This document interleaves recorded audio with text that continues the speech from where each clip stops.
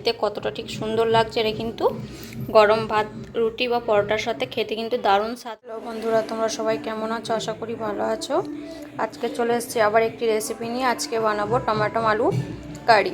তার জন্য এখানে বড় সাইজের 3টে টমাটো কেটে নিয়েছি, 2টো বড় সাইজের আলু, 2টো পেঁয়াজ, 2টো লঙ্কা কুচি আর কিছুটা ধনেপাতা কুচি। ভিডিওটা স্কিপ না করে দেখতে থাকো। এখানে আমি কড়াই গরম করে নিয়েছি আর এর মধ্যে দিয়ে দিচ্ছি পরিমাণ মতো সাদা তেল।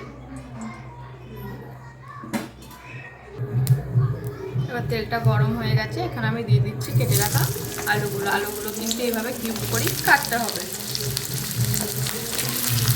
এবার এটাকে ভালোভাবে ভেজে নেব আর এর মধ্যে দিয়ে দেবো আমি অল্প পরিমাণে হলুদ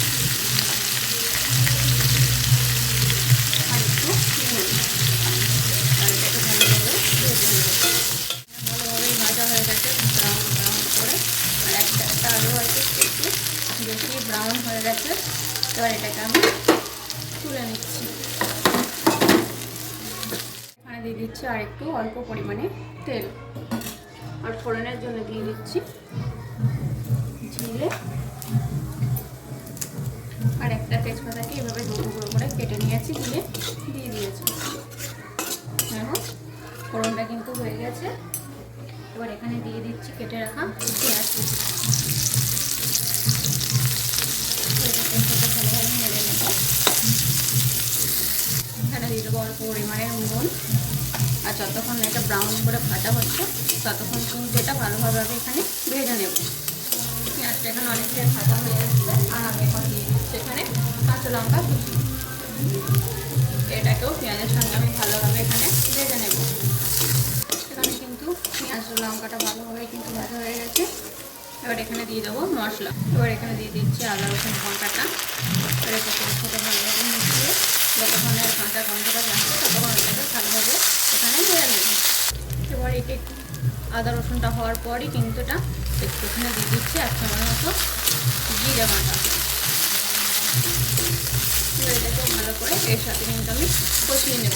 এখন এখানে দিয়ে দেবো রঙের জন্য হলুদ, 1 চামচ হলুদ আর 1/2 চামচ কাশ্মীরি লঙ্কার গুঁড়ো। এবার এটাকেও এখন এর সাথে ভালোভাবে মিশিয়ে নিচ্ছি। যতক্ষণ এর তেলটা ছেড়ে আসছে ততক্ষণ এটাকে এইভাবেই কষিয়ে নেব। এবার এখানে কষানো কিন্তু ভালোভাবে হয়ে গেছে। এবার এখানে দিয়ে দিচ্ছি একটু অল্প পরিমাণে জল। এবার এটাকেও দিয়ে এটাকে ভালোভাবে মিশিয়ে নিচ্ছি। আর এখানে কিন্তু দিলাম 1 চামচ পরিমাণ দিয়েছি ধনে গুঁড়ো, আর ঝালের জন্য দিচ্ছি এখানে অল্প পরিমাণ লাল লঙ্কার গুঁড়ো। আর এখানে আগেতেই কিন্তু কাঁচা লঙ্কা দেওয়া আছে। ঝালটা আর নুনটা কিন্তু পুরোটাই আপনাদের স্বাদ অনুযায়ী। দেখো এখানে কিন্তু মশলাটা কিন্তু আমার ভালোভাবে কষানো হয়ে গেছে। এখানে তেলটাও কিন্তু ভালোভাবে ছেড়ে দিয়েছে। এখন দিয়ে দেবো এর মধ্যে কেটে রাখা টমাটোগুলো কিন্তু আমি এখানে ছোটো ছোটো টুকরো করে কেটে নিয়েছি। তোমরা এখানে চাইলে পেস্টও ব্যবহার করতে পারো। আর এটাকে এর সঙ্গে একবার মিশিয়ে নিলাম। এর মধ্যে এখন দিয়ে দিচ্ছি পরিমাণ মতো নুন, আর এখানে টমেটোর টকটা ঠিক রাখার জন্য দিয়ে দিচ্ছি 1 চামচ চিনি। এবার এটাকে এর সাথে ভালোভাবে কিন্তু মিশিয়ে নেব।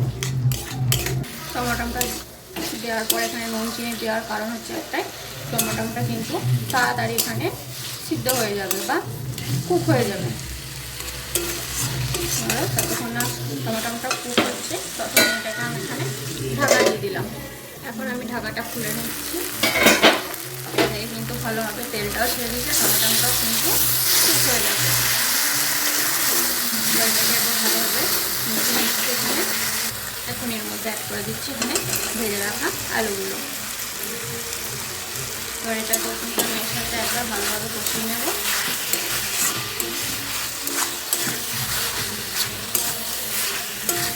এবার এখানে আমি যে বাটিতে আলুগুলোকে তুলেছিলাম সেই বাটিটা ধুয়ে আমি এখানে দিয়ে দিচ্ছি পরিমাণ মতো জল।